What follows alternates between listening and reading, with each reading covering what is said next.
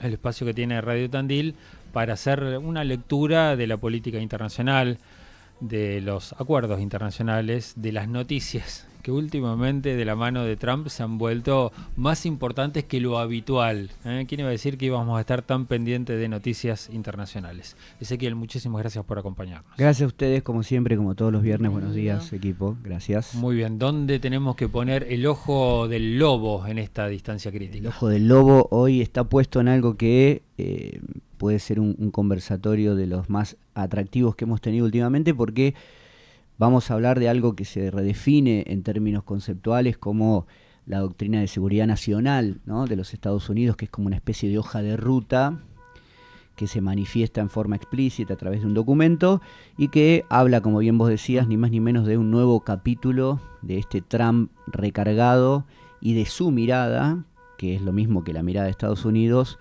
del mundo a futuro.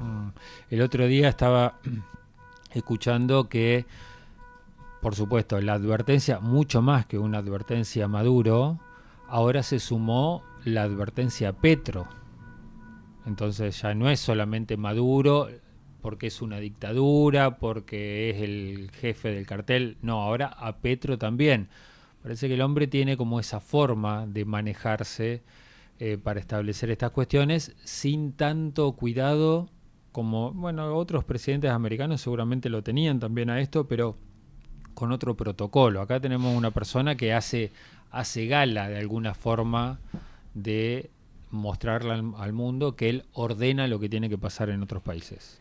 Trump es el gobernante típico que ejemplifica aquello que se define como el gobernante desposeído de las leyes, ¿no?, desprendido de las leyes. Es un tipo que mira su entorno y por ende la implicancia dentro de ese entorno de la principal potencia, al menos en términos militares hoy por hoy en la actualidad, desde un lugar casi exclusivo, ¿no? ¿Por qué? Porque Washington define qué se entiende por amenaza, qué es seguridad nacional, qué es interés común. Hay una especie ahí de narrativa que se materializa y que tiene argumentos y fundamentos que rápidamente tenemos que decir se remontan, porque de vuelta anda muy, muy en boga una cuestión que nosotros charlamos acá, a la doctrina Monroe, ¿no?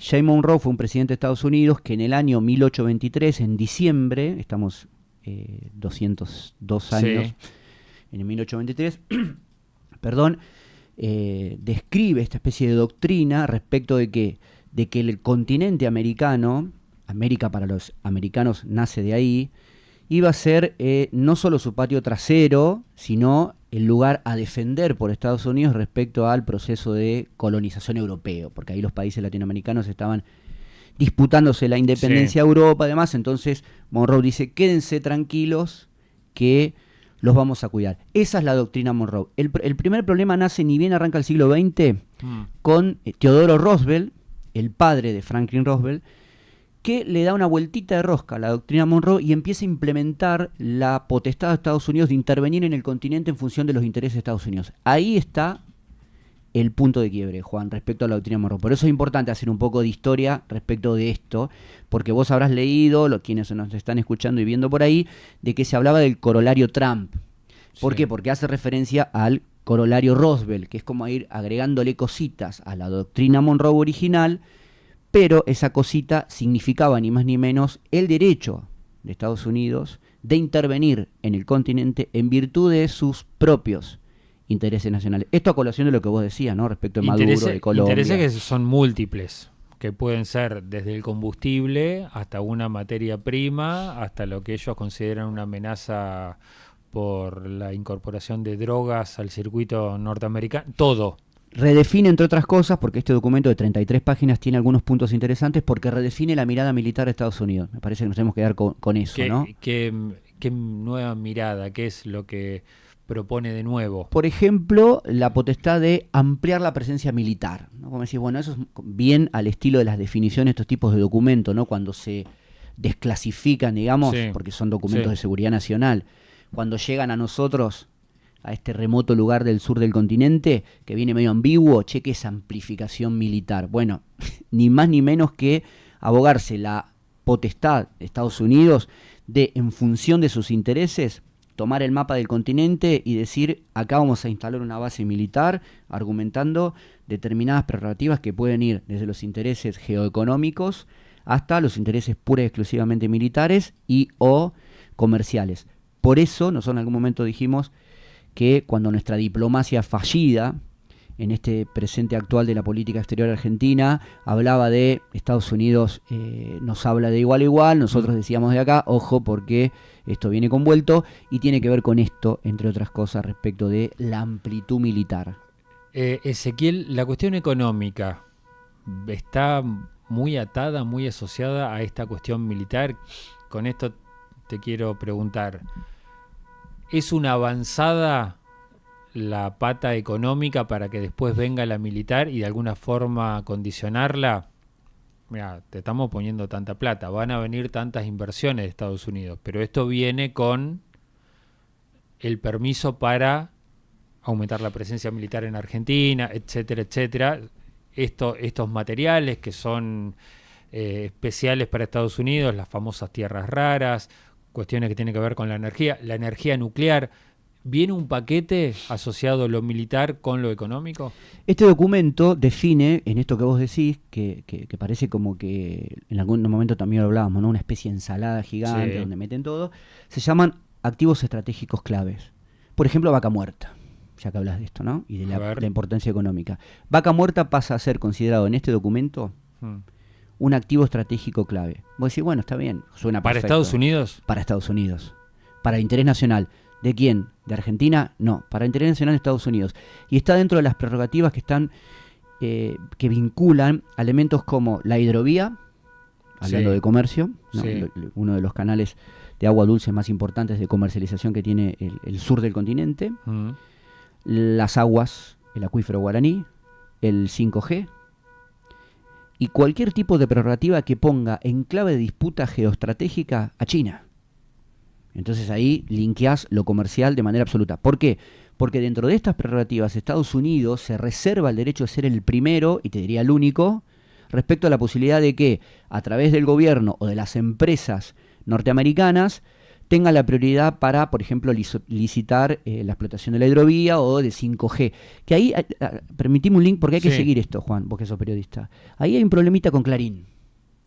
Porque Clarín y Huawei, la empresa por excelencia china que lidera el 5G, tienen un vínculo muy fuerte y estratégico de cara a el próximo lustro respecto a inversiones muy fuertes en el sector. Sigámoslo porque en cualquier momento va a haber alguna piedrita que va a empezar a caer del medio, del multimedio, porque hay otros intereses. Hay otros intereses ahí. Hay claramente otros intereses ahí respecto a esta disputa que no es solamente, es geoeconómica. ¿Te acuerdas que nosotros en algún momento definíamos los conceptos de geopolítica, que era los factores, la influencia de los factores geográficos en la toma de decisiones políticas? Bueno, la geoeconomía tiene que ver con agregarle la geopolítica a los elementos que están vinculados con la economía y con las relaciones comerciales o con los acuerdos comerciales, en tanto y en cuanto sean considerados intereses estratégicos para Estados Unidos. Vos decís que en las próximas licitaciones, si son licitaciones de espacios estratégicos para Estados Unidos, ahí tenemos que poner el ojo porque una licitación podría estar favorecida en estos términos. En esos términos que casi son absolutos. Que ¿no? Tiene que ser una empresa, en el mejor de los casos, o si es posible, norteamericana. Norteamericana, con capitales mayoritariamente norteamericanos, donde, entre líneas, la mayor toma del proceso de decisión esté siempre vinculada a los intereses estratégicos de Estados Unidos en la región. Por eso, esto de la doctrina Monroe hay que traerlo ahora, muy ahora, porque John Bolton, ¿te acordás? El secretario de Defensa del primer Trump de 2019, la vuelve a traer a colación precisamente por Venezuela, porque Estados Unidos en aquel entonces reconoce a Guaidó, ¿te acordás? Esas elecciones difusas donde Maduro dice yo gané, el otro, la oposición decía hubo fraude. Estados Unidos, abogando a la doctrina Monroe, dice no, para nosotros el presidente es Guaidó. Y era el secretario de Defensa, John Bolton, quien aplicó de nuevo la doctrina Monroe con el primer mandato de Donald Trump, precisamente hablando de Venezuela, secuestro de petroleros recientemente, portaaviones, todo lo que eso significa. A todo esto lo está llevando adelante Trump, pero los gobiernos cambian en Estados Unidos y en Argentina. ¿Qué pasa con este tipo de acuerdo? ¿Qué pasa con este tipo de texto? ¿O qué pasa con este tipo de estrategias? Si cambia el gobierno en Estados Unidos, si cambia el gobierno en Argentina, ¿cómo quedan estos acuerdos? Para explicar esto hay que hacerlo sintético y por orden de prioridad, ¿no? Y claramente no estamos hablando en términos de prioridad de lo que pase con la política doméstica, sino con lo que pasa con la política de Estados Unidos. Porque hay que decir que estas nuevas prerrogativas de la seguridad nacional y demás que vienen a fin de año, en general, también le habla a la política doméstica, le habla a un Congreso que, como lo hemos hablado acá, hasta hace poco estaba cerrado, como le llaman ellos, Sí. a unos demócratas que han vuelto a levantar la voz a partir de la situación de los farmers con las retenciones argentinas. Trump le habla mucho a ese electorado, una burocracia que le está costando ordenar, pero también, Juan, hay que decirlo, nos metemos en otro esquema, si querés, chimentero. Sí. El tema de Epstein está pegando mucho en Estados Unidos y no está medido todavía cuánto le va a impactar a la imagen positiva o negativa de Trump. Sí. Entonces internamente está hablando muy no a su patio trasero solamente, sino a la cocina, Sí. respecto a lo que pueda darse internamente dentro de la disputa política, que incluso está dándose dentro de los propios republicanos, ¿no? Yendo para este lado, che, ¿qué pasa si en el 27 Milei Sí. no reelige? Sí. La realidad es que hay estos acuerdos sobre los cuales todavía la letra chica, como hablamos remotamente el viernes pasado porque no estuve presente, no está del todo clara, cada vez es más chiquita y más difusa. Lo cierto es que son pocas las probabilidades de que, independientemente del color del gobierno local, haya alguna probabilidad de que estos acuerdos se revisen al estilo de lo que sucedió cuando América del Sur en su conjunto le dijo que no al ALCA, por ejemplo. Por eso la importancia de abordarlo desde el punto de vista multilateral y no individual como lo estamos haciendo. Esto es como un acuerdo con el diablo, quiero decir, ¿no? No es fácil para romper, aun cuando vos te arrepientas. Es muy difícil y te diría que aún el gobierno X, en las antípodas de la deriva totalitaria, Sí. autoritaria de Milei, ¿no? Imaginemos un gobierno totalmente opuesto. Sí. Aún con toda su voluntad, te diría que es muy poco probable que pueda llevar a cabo una ruptura de la que quizá vos y yo, o cualquiera que está viendo esto con cierto grado de preocupación, pueda desear que efectivamente se lleve adelante. Y la última que te hago, porque a veces los demócratas se hacen los corderitos y dicen, bueno, no, pero esto es Trump, pero después si Trump se va, los demócratas tendrán ganas o no tendrán ganas de desandar el camino hoy criticado de Trump. Los demócratas han hecho más guerra que los republicanos, Bueno, claro. así como título. Lo otro que hay que decir es un poco lo mismo, ¿no? Todo esto está puesto en clave de cuántas ganas tenga China de seguir metiendo su pie de elefante en la región. Hoy por hoy hay que decir rápidamente, China tiene una disputa muy tensa ahí con Japón, con alguna cuestión de sus aviones militares, también con Taiwán. Estados Unidos lo mira de lejos. Es un destino China para Estados Unidos, no es una hipótesis, es un destino. Como también dejó de serlo Europa, ¿no? Que hoy la OTAN está diciendo, che, si Estados Unidos se retira, el próximo objetivo de Rusia somos nosotros. Sí, Estados Unidos dice, Europa hoy es como una novela turca, ¿no? Tiene 1000 capítulos, es drama todo el tiempo y no sabe cuándo termina, ¿no? Lo nuevo que no termina de nacer, lo viejo que no muere. ¿Qué hacen? Nos retraemos al continente, que es donde tenemos asegurado la primacía militar, geopolítica, estratégica, económica y política. Ezequiel, muchísimas gracias. Gracias a ustedes, que tengan un buen fin de semana. Igualmente, Ezequiel Escudero con nosotros, su distancia crítica.